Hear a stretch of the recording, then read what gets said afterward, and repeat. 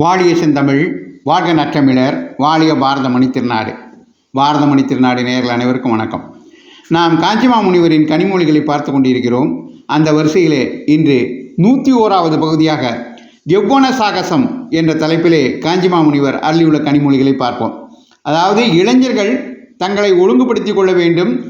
அவர்கள் ஒழுங்காக நடக்கிற மாதிரி அவர்களுக்கு வழிகாட்டுவதற்கு பெரியவர்கள் தங்களை ஒழுங்குபடுத்தி கொள்ள வேண்டும்.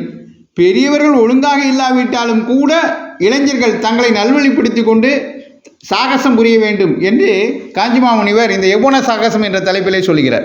அதை அவருடைய வார்த்தைகளில் அப்படியே பார்ப்போம்.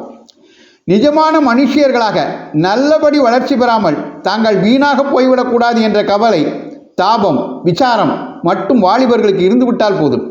பிரியப்பட்டு மூக்கணாங்கயிறு போட்டு கொண்டு விடுவார்கள். மற்றவர்கள் போடுவதற்கும் இஷ்டப்பட்டு விட்டு விடுவார்கள். அவர்களுக்கு இந்த கவலையை எப்படி உண்டு பண்ணுவது?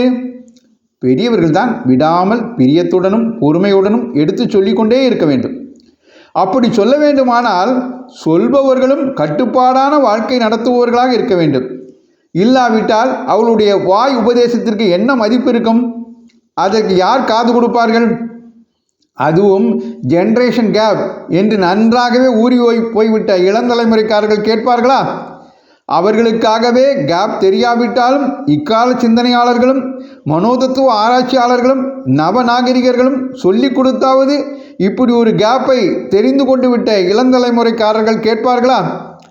தற்காலத்தில் உள்ள பெரும்பாலான பெரியவர்கள் இந்த கட்டுப்பாடான வாழ்க்கை நடத்தும் விஷயத்தில் கேள்விக்கு உரியவர்களாகத்தான் இருப்பதாக தோன்றுகிறது. அவர்களுடைய வார்த்தைக்கு என்ன வேல்யூ இருக்கும்?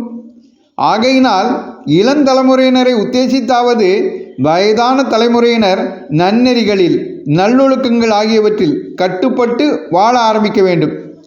அதை அடுத்த தலைமுறையினருக்கும் உரிய முறையில் பக்குவமாக எடுத்து செல்ல வேண்டும், எடுத்து சொல்லவும் வேண்டும். இப்படி மற்ற பேர்தான் தங்களை நல்வழிக்கு கொண்டு வர வேண்டும் என்று வாலிபர்கள் விட்டுவிடாமல் தாங்களாகவே நல்வழிப்படுவதுதான் அழகும் கௌரவமும்.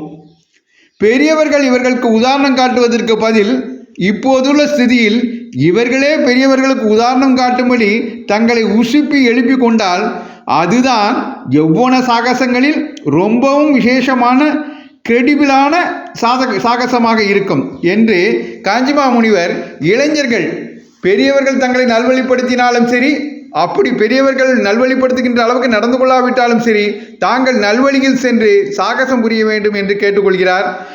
காஞ்சிமா முனிவரின் கனிமொழிகளை தொடர்ந்து கேட்க பாரதமணி திருநாடு சேனலை தொடருங்கள். நன்றி, வணக்கம், ஜெய்ஹிந்த்.